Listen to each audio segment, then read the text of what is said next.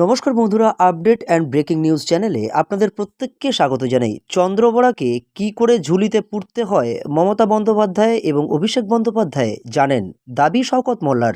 ক্যানিং পূর্বের বিধায়ক শওকত মোল্লা বলেন, অভিজিৎ গঙ্গোপাধ্যায় বিচার ব্যবস্থার কলঙ্ক। বিচারপতির আসন থেকে যেভাবে বিজেপির প্রার্থী হয়েছেন তাতে বিচার ব্যবস্থার প্রতি মানুষের আস্থা উঠে যেতে বাধ্য। আর তিনি নিজেকে চন্দ্র বড়ার থেকে বেশি বিষধর বলে দাবি করেছেন। সেই বিষধর সাপকে কিভাবে ঝাঁপিতে ভরে ফেলতে হয় সেটা জানা আছে তৃণমূলের। বিচারপতি থেকে রাজনীতিক হওয়া অভিজিৎ বাবুকে এই ভাষাতেই আক্রমণ করলেন ক্যানিং পূর্বের বিধায়ক তথা শওকত মোল্লা।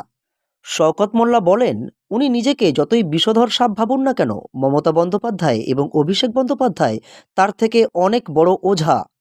এবং শওকত মোল্লা বলেন, ওনাকে কিভাবে ঝাঁপিতে পুড়ে ফেলতে হবে এটা আমাদের জানা আছে। আর তমলুকে তৃণমূল প্রার্থী দেবাংশু ভট্টাচার্য ইতিমধ্যেই বিজেপিকে ওখানে ল্যাজে গোবরে করে ফেলেছেন।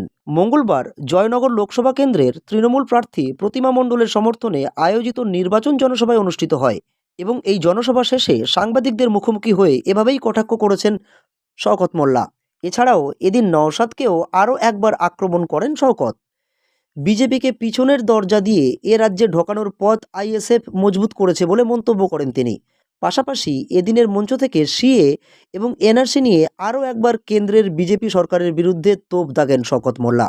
তিনি বলেন, মানুষকে ভয় দেখিয়ে ধর্মের ভিত্তিতে ভোট করতে চাইছে বিজেপি, কিন্তু তাদের এই চক্রান্ত সফল হবে না। এ রাজ্যের ৪২টি আসনের মধ্যে ৩৫টি আসন তৃণমূল জিতবে বলে দাবি করেন শওকত মোল্লা।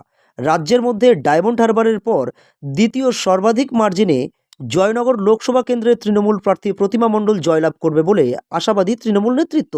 এই বিষয়ে আরও গুরুত্বপূর্ণ খবর পাওয়ার জন্য আপনারা আপডেটস অ্যান্ড ব্রেকিং নিউজ চ্যানেলকে সাবস্ক্রাইব করে সাথে থাকুন।